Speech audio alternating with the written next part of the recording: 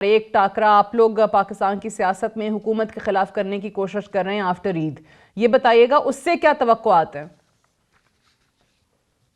देखिए, हमारा तो ऑब्जेक्टिव बड़ा सिंपल है कि यहाँ पे एक आइन और कानून की बालादस्ती दोबारा से कायम हो और इमरान खान को और जितने भी पॉलिटिकल प्रिजनर्स हैं उनको इंसाफ मिले। हम्म। हम्म। अगर ये कोई अदालत के जरिए, इलेक्शन कमीशन ट्रिब्यूनल्स के जरिए, किसी पॉलिटिकल प्रोसेस के जरिए नहीं मिलेगा हम्म। तो फिर प्रोटेस्ट करना हमारा आईनी हक है, हम्म। सड़कों पे फैसला होगा। हम्म। और आपने टाकरे की बात की।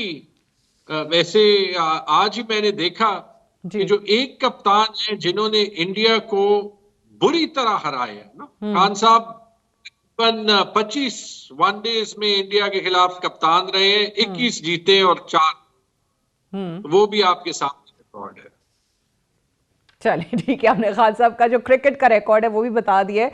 लेकिन ये जो आपने सड़कों पे आने की बात की है, अब इसमें सवाल ये है कि सड़कों पे आप लोग पहले भी आए, इस दफ़ा स्ट्रैटेजी क्या मुख्तलिफ किस तरीके से होगी? अभी तक जो हम देख रहे हैं, जो ग्रैंड अपोजिशन अलायंस बनाने की कोशिशें हैं, मौलाना साहब जो है वो नहीं मान रहे हैं। अभी फ़िलहाल जो खबरें हैं, असद कैसर साहब को एक विश लिस्ट थमा दी है कामरान मुर्तज़ा साहब ने, उसमें वो DI खान की इंतज़ामिया में अपना हिस्सा मांगते हैं। वो KPK हुकूमत को कहते हैं कि जनाब पाकिस्तान तहरीक इंसाफ को जिताया गया, वह हमारे साथ धांधली हुई है, वो हिस्सा वहाँ पर मांगते हैं। तो क्या पाकिस्तान तहरीक इंसाफ या ख़ास तौर से KPK हुकूमत उनको वो सब कुछ देने को तैयार है? देखिए, अगर हम एक बड़े मकसद के लिए लड़ेंगे तो उसमें मेरे ख्याल में जो सबसे बड़ी चीज होगी वो यही होगी कि हमें जो है वो 7 पॉलिटिकल एलायंस चाहिए होंगी।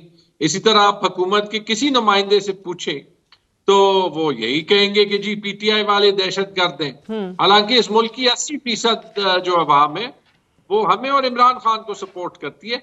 बाकी ये DI खान की सियासत के मसले हम हल कर देंगे। अच्छा। और एक मैं करेक्शन कहूंगा कि मेरा ये ख्याल है कि मौलाना साहब भी जो गिला रखते हैं इलेक्शन के रिजल्ट से, PTI से नहीं रखते। वो उन्हीं लोगों से रखते हैं जिनसे हम रखते हैं। और बट उसकी मिसाल बेनिफिशियरी ये उसमें है आपकी कि जमात को करार देते हैं ना, ज़ाहिर है आपकी जमात वहां जीती है, हुकूमत बनाई है। नूर आलम खान साहब की सीट है। नूर आलम खान साहब बराए नाम किसके टिकट से जीते हैं? हम्म। लेकिन इनकी पार्टी हुई, मौलाना साहब की पार्टी हुई, एमल वली खान हुए, तो ऑब्वियसली ये कह रहे हैं कि अगर बेनिफिशरीज में सिर्फ वो लोग लाने थे जिनकी लॉयल्टी जो है वो थर्ड फोर्स को होती है, तो उनकी लॉयल्टी वहां पे क्यों नहीं जिन पार्टी से उन्होंने टिकट लिए? बहरहाल ये मसले हल हो जाएंगे, अलायंस बनेगी। अच्छा। क्योंकि मसला जो है वो अब आप बेनिफिशरी हैं, कोई और बेनिफिशरी है, कतई नजर उसके, आप यानी इस चीज के तो कायल साथ हैं कि आपको अगर पता एक बड़े मकसद के लिए है, उनको। जी जी। आप ये एक जो है वो दुखता हुआ राग हमेशा छेड़ देती है। मैं तो नहीं हूं नहीं बेनिफिशियरी। नहीं, मैं आपको तो दुनिया मैं आपको, आपसे मुराद पाकिस्तान तहरीक इंसाफ कह रही हूँ। 25 साल लेके 1600 वोट वालों से नो जो नो है नो नो, वो जिसको व्हेन आई सेड आपसे मुराद कोई पाकिस्तान तहरीक इंसाफ है या कोई और है? आप इस चीज पे कायल हैं या आपका मानना है कि अगर बड़ा मकसद हासिल करना है तो चलें, थोड़ा सा अगर हमें गिवन भी करना पड़ता है, मौलाना साहब को इधर उधर एडजस्ट करना पड़ता है तो कर दें? हाँ जी, देखिए, अलायंसेस में तो गिव और टेक होती है। ये ना हम किसी से शादी कर रहे हैं, ना हाँ। पॉलिटिकल पार्टीज की मर्जर है। आइन और कानून और जमहूरियत के लिए एक जॉइंट स्ट्रगल करनी है। और मेरे ख्याल में ये सिर्फ मौलाना साहब नहीं, बहुत सी पार्टीज, सिवाय जो ये 2-3 पार्टीज हैं जिन्होंने ये साइन ऑन कर दिया है कि वो इस हाइब्रिड निजाम का हिस्सा होंगे, जिसमें बेसिकली पीपल्स पार्टी और PMLN मौजूद है।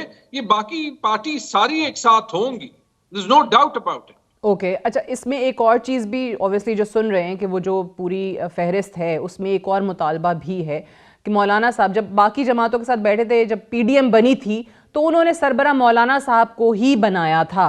तो यहाँ पर ग्रैंड ऑपोजिशन अलायंस का अगर सरबरा आपको मौलाना साहब को बनाना पड़े तो आप सरबराही देने को तैयार होगी पाकिस्तान तहरीक इंसाफ उनको?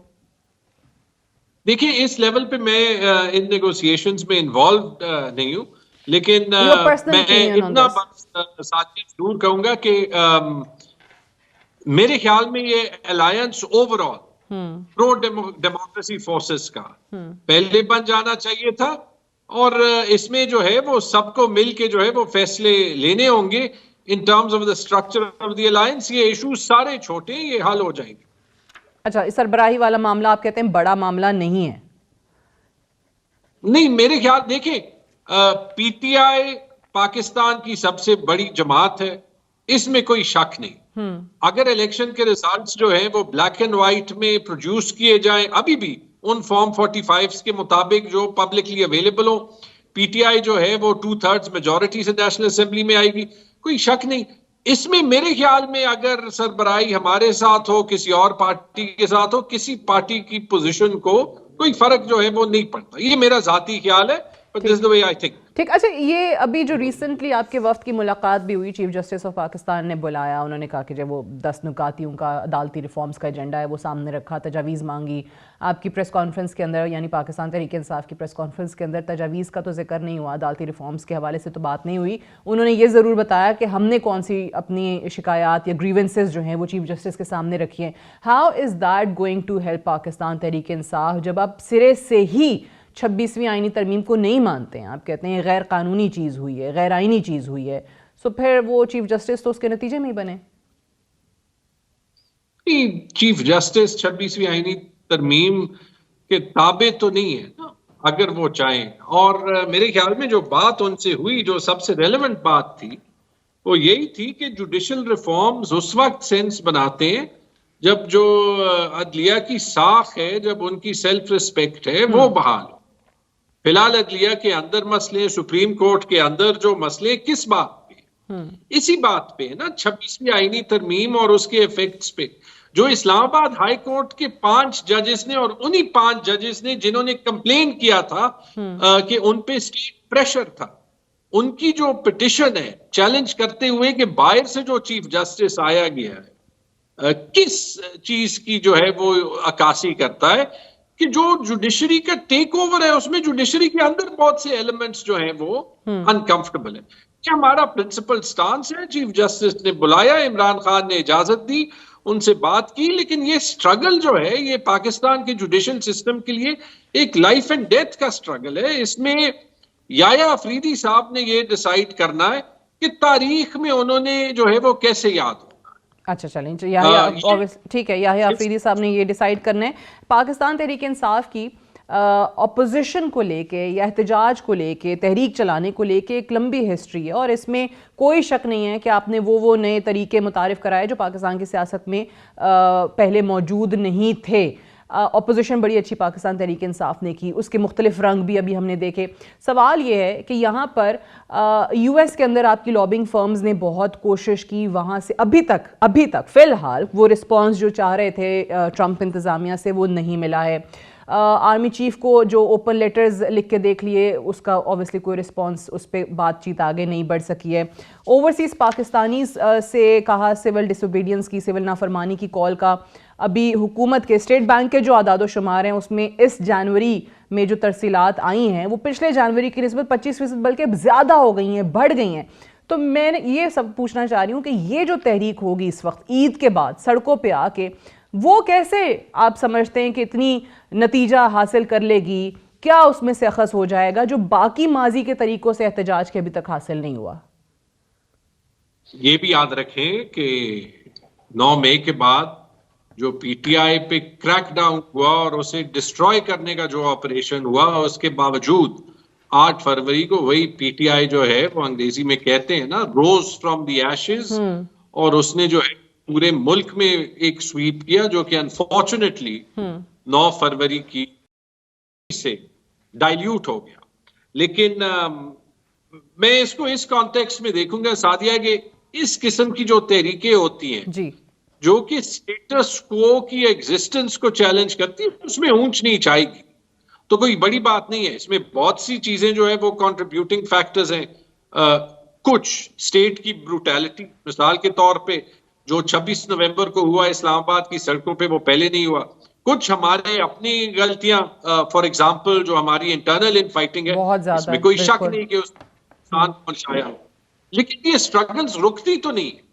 और जिस तरीके से मेरे ख्याल में इमरान खान ने दिखाया है कि वो गिव अप नहीं करते। 600 दिन से वो जेल में बैठे हैं, आप उनकी डिफायंस और उनका प्रिंसिपल स्टांस देख सकते हैं। वो कोई रफीक हरीरी के जहाज में सऊदी अरेबिया तो नहीं गए, ना उनकी प्लेटलेट्स कम हुई है, तो इंशाल्लाह वो रिजल्ट आएगा। Our job is to continue the struggle come what may. इसमें कोई शक नहीं कि ये दौर जो है वो खत्म होगा और पाकिस्तान में रूल ऑफ लॉ और रूल ऑफ द कॉन्स्टिट्यूशन दोबारा आएगा और इमरान खान इंशाल्लाह एक बार फिर वजीर आजम होगा।